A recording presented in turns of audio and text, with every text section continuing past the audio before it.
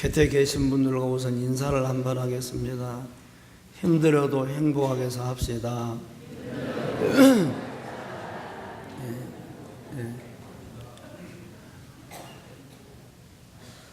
며칠 전 통계청이 지난 2012년 또 우리나라 대한민국에서 결혼하고 이혼한 것에 대한 통계를 발표했습니다. 지난해 우리나라에서 결혼한 사람 수는 11만 4,300건, 약 23만 명 정도 되는 사람들이 이혼한 사람들이었습니다. 그 가족들까지 포함한다면 이혼으로 인한 고통을 얼마나 많은 사람들이 겪었는지 이해를 하실 것입니다. 우리나라는 지난 10년 전 2003년에 이혼율이 가장 높아서 그 당시에는 인구 1000명당 6.8명이 이혼을 했었습니다. 다행스럽게도 한 10년 지내오면서 이혼율이 많이 낮아져서 지난해에는 인구 1000명당 4.6명꼴로 줄어들었다고 하는 것입니다. 그런데 이렇게 일반 이혼율이 줄어들고 특별히 결혼한 지 4년 이내에 이혼했던 사람들이 아주 많았었는데 지난해 특이한 사항은 결혼한 지 4년 이내에 이혼한 사람들 수는 줄어들고 반대로 결혼한 지 20년 이상 된 부부들이 이혼하는 이런 황혼 이혼율이 2.4배로 급격히 높아졌다는 것입니다. 특별한 것은 30년 이상 살아온 부부들이 이혼하는 황혼 이혼율이 이전보다도 2.4배나 증가해서 가장 이혼율이 아주 급속도로 높아져가는 연령층으로 집계되었습니다. 통계청은 이런 통계를 분석하기를 고령화가 빠르게 진행되면서 불행한 부부관계를 청산하고 사회 인생을 시작하려는 욕구가 증가했기 때문이라고 해석했습니다. 전체 이혼율이 줄어드는 것은 다행한 일이고 좋은 일이지만 황혼 이혼율이 갈수록 높아져가는 것은 사실은 심각한 일이라고 걱정하지 않을 수가 없습니다. 이혼 자체가 참 우리가 해서는 안 될 일이지만 어쩔 수 없이 이혼을 할 수밖에 없는 일들이 있는 것도 우리가 인정하게 되지만 젊은 날의 이혼은 남은 기간 새로운 어떤 기회를 얻을 수도 있는 가능성도 있지만 결혼 20년 이상 30년 이상 한 사람들이 황혼 이혼한다면 다시 회복하거나 또 새로운 인생의 기회는 그렇게 많이 주어지지 않는 것입니다. 이런저런 사유로 참고 살다가 때가 되면 즉 자식들을 결혼시키거나 공직이나 회사에 있는 남편이 정년 퇴직하면 그때는 이혼을 하고 재산을 분할해서 내 나름대로 살아가리라고 생각하는 사람들이 늘어가고 있고 그래서 황혼 이혼율이 높아가지만 황혼 이혼율은 참으로 거의 대부분이 불행한 결과를 가져온다는 통계와 연구 결과가 있습니다. 우리 교회에 나오시는 분들은 하나님 은혜 가운데 살아갈수록 행복한 부부, 행복한 가정들이 다 되시기를 주님의 이름으로 축원합니다. 아멘 안 하는 사람들은 혹시 다른 생각이 있으십니까?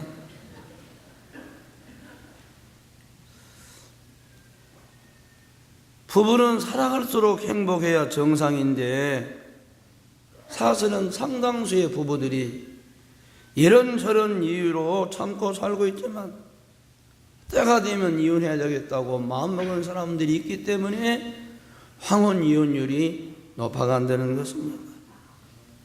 인생의 행복과 소망은 부부가 만남으로 시작되고 자녀와 함께 좋은 가정에 세워지면 이 행복이 축복이 다음 세대까지 계승됩니다. 그러나 행복이 깨어진 가정은 결손 가정이 되어 당사자들 뿐만 아니라 온 가족이 많은 어려움을 겪게 되고 불행의 원인이 되고 이것은 세상의 불행한 원인이 되는 것입니다. 행복하기를 원하면서 만나고 결혼하고 가정을 꾸리는데 행복하지 못하는 이유는 무엇 때문일까요? 여러 가지 이유가 있겠지만 행복한 가정을 세우는 길을 잘 알지 못하기 때문이라고도 볼 수 있습니다. 알기만 해도 우리는 덜 불행하고 알고 따르면 행복해질 수 있음을 성경이 가르쳐 줍니다. 가정의 달 5월을 맞이해서 여러분의 가정들마다 근심, 걱정, 염려, 우환질고, 고통, 원망, 불평, 미움, 다툼, 시기는 예수 이름으로 다 떠나가고 여러분 가정에 하나님의 사랑과 은총이 행복으로 꽃피고 열매 맺는 복된 가정들이 되기를 다시 한번 주님의 이름으로 축원드립니다.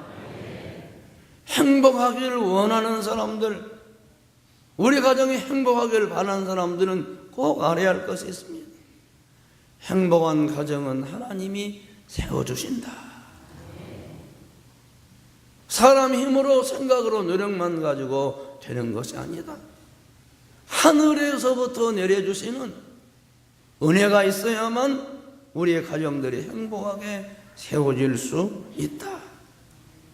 여호와께서 집을 세워주지 아니하시면 세우는 자의 수고가 헛되고 여호와께서 성을 지켜주지 아니하시면 파수꾼이 눈을 부릅뜨고 밤을 안 자고 지키는 것도 헛되다.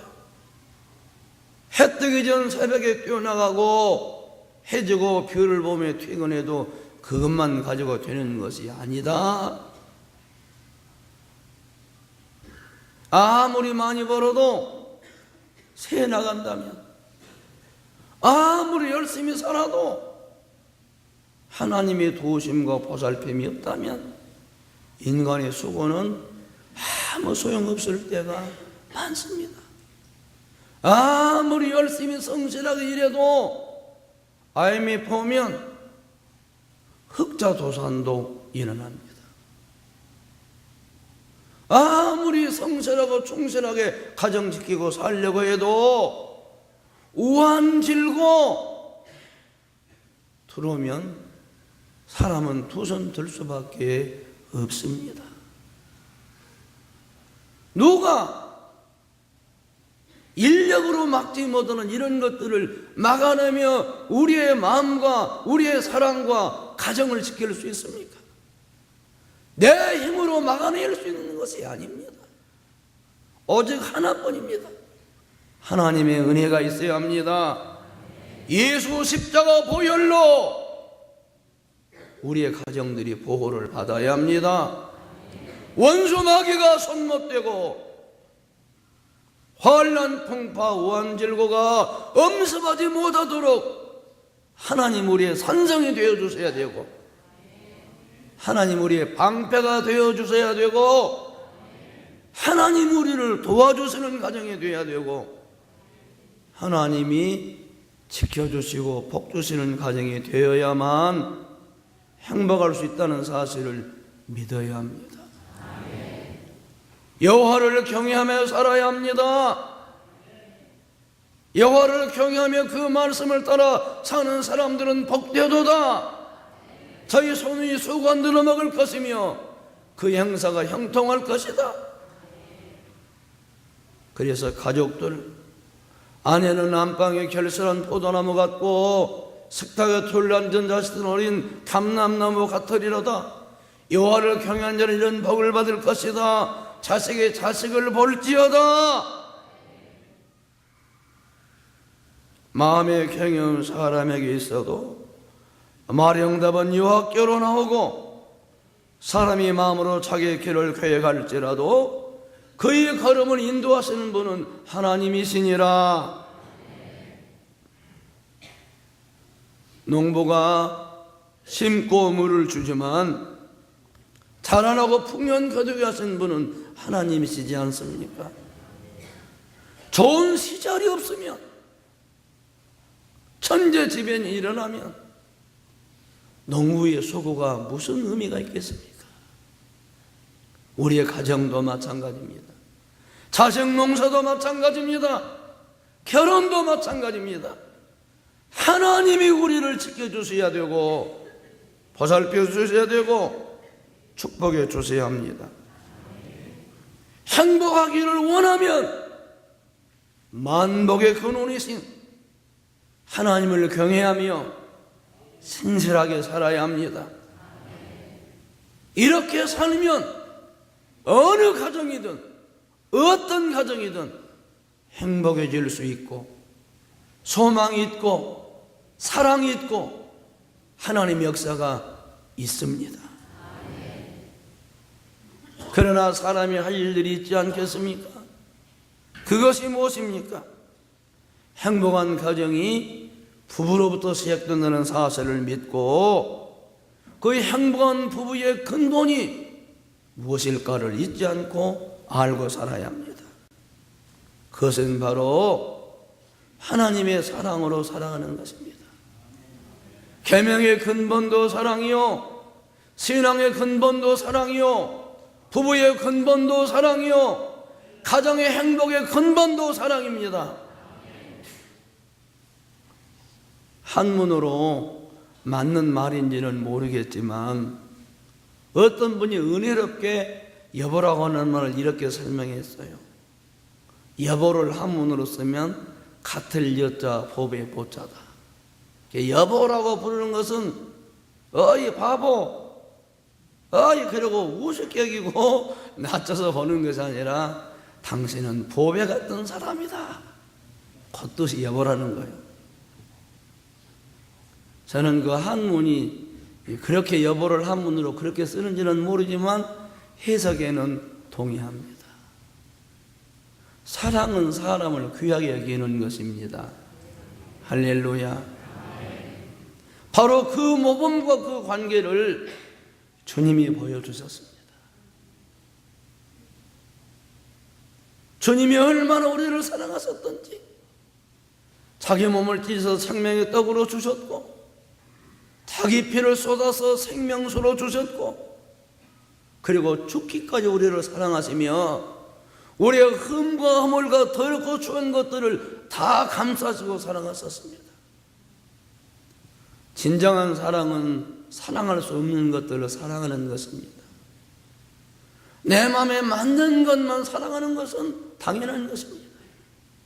십자가의 사랑은 사랑할 수 없는 죄인들을 사랑하신 하나님의 사랑입니다. 우리를 사랑하시는 예수님의 갈보리의 사랑은 사랑받을 만하기 때문에 예쁜 점이 많기 때문에 호감이 가기 때문에 사랑하는 것이 아니라 우리를 긍휼히 여기신 참 사랑인 것입니다. 여호와를 경외하며 믿음으로 사는 사람은 이 하나님의 사랑 독생자를 아낌없이 내어주시고 우리를 자녀 삼으신 그 사랑뿐만 아니라 자기 몸을 아낌없이 생명해 주신 주님의 사랑으로 사람을 귀하게 여기는 것입니다. 이런 사랑이 미움을 이기고 행복을 일구는 근본이라는 사실을 믿으시기 바랍니다. 그래서 바로 이것이 무엇입니까? 남편들 아내를 사랑하며 괴롭게 하지 말라. 아내들아 남편에게 복종하라. 이는 주 안에서 마땅하니라. 이 비밀이 크다. 나는 그리스도가 교회에 대하여 말하노라. 너희도 각각 자기 아내 사랑하기를 자기 자신같이 하고 아내도 자기 남편을 존경하라. 오직 주님 한 분만을 바라보고 우리가 믿음으로 사는 것처럼 완전하지 못하고 실망스러운 남편이었지만 하나님 때문에 그 남편 아브라함을 주님이라고 부르며 하늘에게 소망을 두었던 사라처럼 이런 가정, 이런 부부들이 행복한 가정을 이룰 수 있고 이런 부모님들이, 이런 부부들이 자녀에게 사랑을 흘려보낸다는 사실을 믿으시기 바랍니다. 사랑하는 자들 하나님이 같이 우리를 사랑하셨은즉 우리도 서로 사랑하는 것이 마땅하도다. 당신이 잘해봐. 나라고 못하겠어? 당신이 잘하면 나도 잘하지. 당신이 존경스러워야 내가 존경하지. 이것은 세상 사람들이 두고 쓰는 말입니다. 주님이 우리에게 그렇게 말씀하신다면 누가 주님 앞에 설 수 있겠습니까?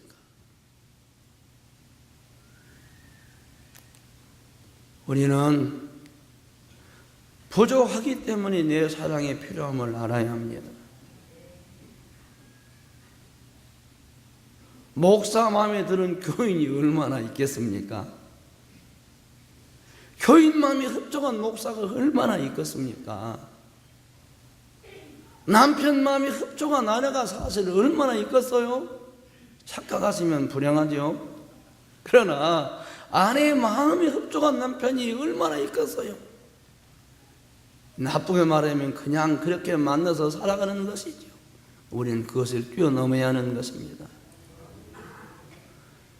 저 사람이 부족하기 때문에 내가 여기 있는 것이고 내가 부족하기 때문에 저 사람이 나와 함께 힘을 합쳐서 온전함을 이루어가는 것이 부부임을 잊지 않아야 됩니다. 무시하는 사람은 자기도 무시를 당합니다. 사람을 우습게 보면 결코 자기도 존경받지 못합니다. 귀하게 여기는 사람은 자기도 귀히 여김을 받습니다. 할렐루야. 사랑하고 용서하려고 했으면 내 마음에 사랑과 행복이 있고 나도 사랑받고 존귀한 사람이 된다는 사실을 믿으십시오. 그래서 우리는 언젠가 때가 오기를 기다리는 사람이 아니라 언제까지나 사랑하고 섬기다가 죽으셨던 주님을 생각하며 이런 사랑으로 끝까지 승리하게 하여 주시옵소서. 얼마 전 텔레비전에 이름을 밝힐 수 없지만 젊은 날 유명했던 아주 인기가 많았던 가수의 이야기가 나왔습니다. 오빠! 가서 그냥 띵동대하면서 노래 부르면 막 치마 입은 사람들이 오빠! 그래서 이리저리 막 돌아다니면서 가정을 떠나고 바람을 피우고 무채감에 살고 그러다가 몸이 병이 오고 말도 제대로 못하게 되고 손도 덜덜덜 떨게 되고 마지막에 다시 가정에 돌아왔는데 그분의 부인이 기다리고 있었어요. 진행자가 물어봤습니다. 그렇게 마음 상하게 했던 남편 돌아왔는데 미흡지 않습니까? 미우면 못 살지요. 저 사람에게 내가 필요하지요. 이 사람 없으면 나 홀로 살았는데 저 사람 들어오니 또 나를 찾아 들어오니 나는 이제 홀로가 아니지요. 제가 그걸 보면서 가슴이 뭉클했습니다. 이 5월 달에 빛과 소음교회 성도 부부들의 가정에 부부간의 앙금들이 사라지고 서운하고 마음 상했던 것들이 다 풀리고 서로 사랑함으로 행복을 일궈가고 축복을 자녀들에게 물려주는 복된 부부들이 다 되기를 주님의 이름으로 축원합니다. 할렐루야. 가정의 소망은 주님이시지만 부모의 소망은 또 자녀이기도 합니다. 예수 그리스도는 모든 인생의 소망이십니다. 그러나 자녀를 두고 가정생활하는 부부들에게는 자녀들이 소망이지요. 자녀들이 건강하게 자라줘야 되고 올바로 자라줘야 되고 또 훌륭하게 자라는 것은 부모들의 자랑과 기쁨이지요. 어떤 부모가 자기 자식 잘 되기를 바라지 않겠습니까? 그러나 어떻게 되는 것이 잘 되는 것인가에 대한 그 기준을 제대로 세우지 못한다면 결코 우리는 자녀들을 잘 되게 할 수가 없을 것입니다. 자식은 여호와가 주신 기업에 되열면 하나님의 상급이로다. 이것이 그 전통에 가득한 자는 복되도다. 저희가 성문에서 원수와 말할 때 수치를 당하지 아니하리로다. 자식을 잘 기르면, 자식 농사를 잘하면 부모의 기쁨과 보람과 소망이 이루어진다는 것입니다. 늘 말씀드리지만 아무리 부모가 건강한 생활이 안정되고 출입할 정도가 되었어도 자식 농사 잘못 지면 편안할 수가 없지 않겠습니까? 지금 나는 힘들고서는 어렵더라도 자식들이 잘 뻗어나가면 따뜻하고 자랑할 수 있지 않겠습니까? 빛과 소음켜서 신실하게 신앙생활하는 여러분의 자녀들이 여러분의 자랑과 소망이 되는 하나님이 쓰시는 자녀들로 커나가게 되기를 주의 이름으로 축원합니다. 그래서 부모가 할 일이 무엇입니까? 자식들을 귀히 여기는 것입니다. 나는 하나님이 내게 주신 상급이요 선물임을 인정해야 합니다. 그리고 세상 모든 사람들의 기준에만 맞춰서는 안 된다는 것입니다. 언젠가 제가 이야기했습니다. 어떤 초등학교 다니는 아이가 시험 치면 항상 변함없는 빵점이에요. 그래서 당당히 아빠 빵점! 어느 날 또 시험 치는데 어린이집 학교 가는 아들 보고 아빠가 야, 너 오늘 또 빵점 맞으면 내 아들 아니다. 아이가 학교 갔다 와서 마침 아빠가 옆에 딱 들어 아버지를 보더니 아저씨! 얘 그날도 빵점 맞았다는 거예요. 아버지가 그 말을 듣고 야, 네가 점수는 빵점에도 말기는 알아듣는구나. 가르쳐 보여야 한다는 것입니다. 점수가 나빠도 훌륭하게 잘할 수 있지요. 꼭 누구처럼 되지 않아도 너는 하나님이 주신 상급의 선물이라고 축복하고 칭찬하고 격려하고 오래 참아주는 것이 필요하지요. 여러분, 자녀들 하나님께 맡기는 것보다 더 좋은 것은 없습니다. 믿음으로 살게 하고 말씀 따라 살게 하는 것보다도 더 복된 것이 없습니다. 몇 년 전에 제가 했던 이야기를 여러분 지금도 막 기억하는 분은 기억하고 최근에 저에게 오신 분들은 잘 몰라서 한번 다시 재탕을 하고 싶습니다. 첫 아이가 결혼하는 날 폐백실에서 폐백하는 사람이 저에게 물어봤어요. 목사님, 딸 시집 가는데 좋은 말씀 좀 해주세요. 그래서 제가 잠깐 기도하고 이야기했죠. 형원아, 어디 가서 어떻게 살니 하나님을 경외하고 믿음으로 살아라. 언제나 세밀조를 데리고 살아라. 교회종을 잘 섬기고 살아라. 하나님이 너를 책임지고 축복하실 것이다. 그리고 결혼해서 보내고 서울서 자기 집을 이제 마련해서 하는 데에서 야, 용돈은 잊지야 말아야 된다. 예. 그 다음 달 용돈이 안 와서 왜 용돈이 안 오냐? 시부모님들이 너가 결혼하고 어려우니 너가 살림 기반 잡을 때까지 안 보내도 된다고 해서 서갓집에 안 보내면서 안 보내는데 친정집에만 보내기가 그래서 야, 그런 말 마라. 너가 서갓집은 없어도 되지만 나는 있어야 된다. 꼭 보내라. 근데 또 한 번에요. 그래서 제가 올라가서 야, 왜 안 보내냐? 그랬더니 계속 용돈을 말했더니 좀 마음이 짐이 됐더니 보내면 될 것 아니에요. 야! 내가 네 돈 그건 몇 푼 받으려고 한 거 아니다. 부모를 공경하면 하나님이 너를 축복하실 것 아니냐? 보내라. 그때부터 왔습니다. 얼마 전에 말했어요. 야, 물가가 얼마나 올랐냐? 용돈 인상은 없냐? 그래서 따블로 왔습니다. 둘째 딸이 결혼했는데 신학을 마치고 교육전사가 되고 막 어려워요. 교육전사는 또 교회에서 충분히 생활비를 안 주지 않습니까? 아주 어려워요.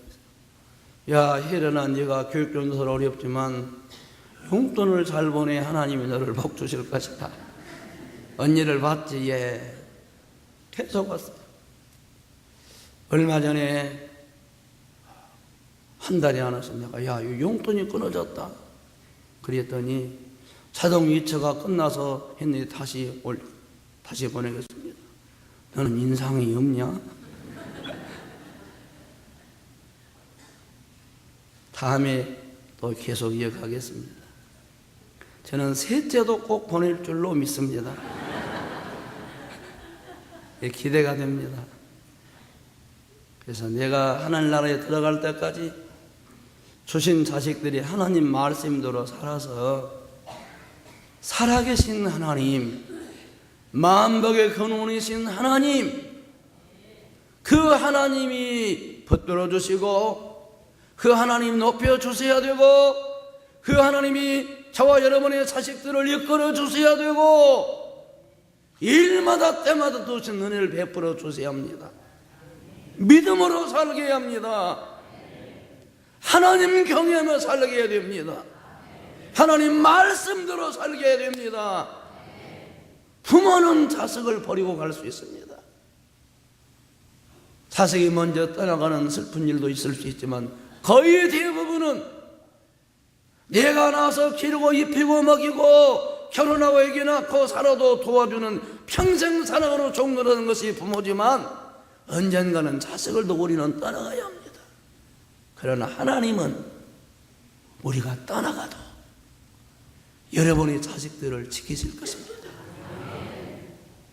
자식들에게 말해야 됩니다. 누구도 너를 책임져 주지 못하지만 살아계신 하나님, 전능하신 하나님, 만복의 근원이신 하나님은 내가 떠나가도 너를 지키고 책임지실 것이다. 믿음으로 살아라.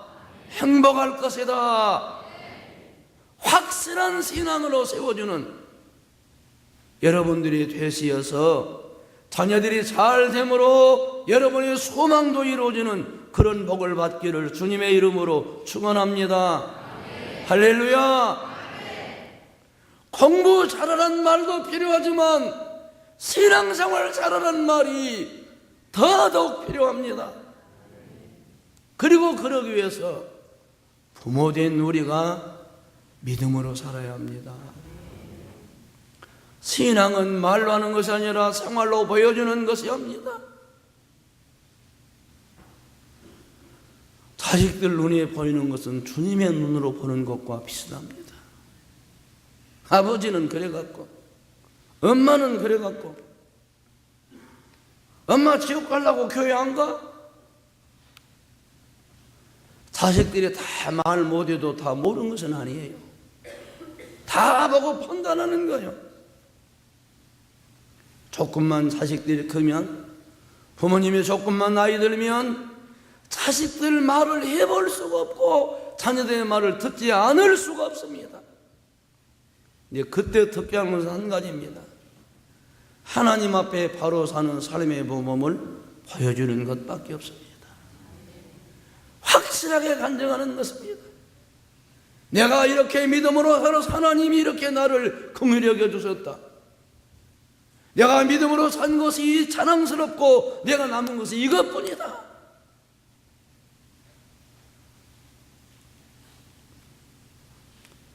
여호와를 경외하며 그의 길을 걷는 자마다 복이 있다. 네 손이 수건대로 먹고 복되고 형통하리로다. 식탁에 둘려앉은 자식들은 어린 감람나무 같으리로다. 감람나무는 비가 오지 않아도 공중의 수분을 빨아들이며 살아가는 나무입니다. 60년이 되면 열매를 맺고 7년까지 사는 나무가 감람나무입니다. 이 감람나무를 우리는 보통 올리브나무라고 하고, 이 감람나무 열매는 우리의 모든 고혈, 고지혈증들을 없애주고 얼마나 좋은 것인지 모릅니다. 감람나무는 강건함의 상징이고 오래 사는 것의 상징입니다. 부모가 하나님을 경외하며 제대로만 살면 자식들 하나님이 책임져 주신다는 약속인 것입니다. 아멘.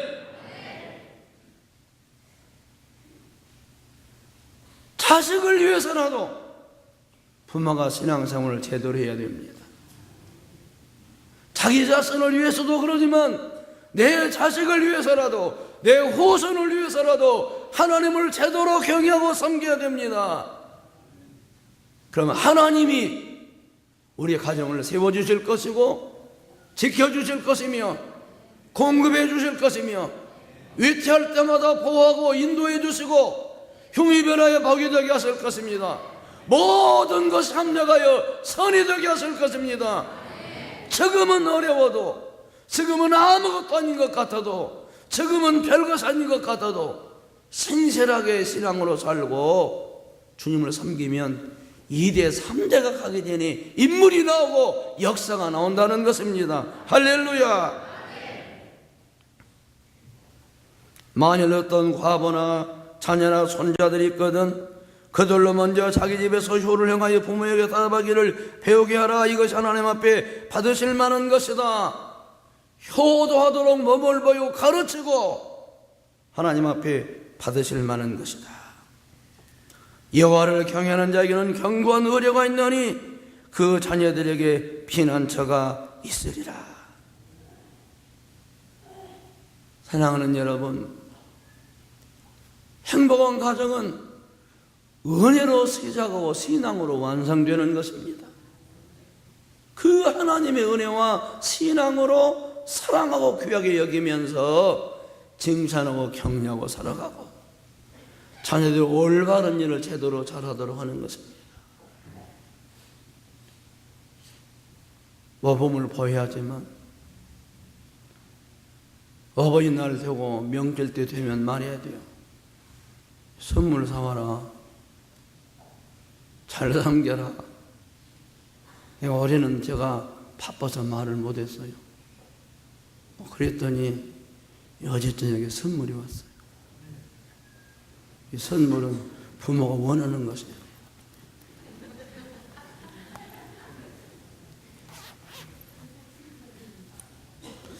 볼펜을 사서 보냈어요. 제가 설교하면서 원고를 많이 써야 되고 그래서 저건 제일 필요한 것이 이 볼펜.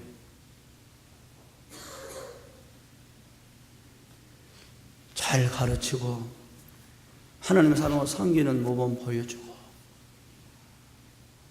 풍파가 와도 이겨낼 것입니다. 시험이 와도 이길 것입니다. 시련이 와도 정금처럼 빛나게 될 것입니다. 하늘의 영광이 있습니다. 여러분 가정이 하나님이 세워서 지키시고 공급하시고 책임지고 높여주는 복된 가정들이 다 되기를 주님의 이름으로 축원합니다. 하나님,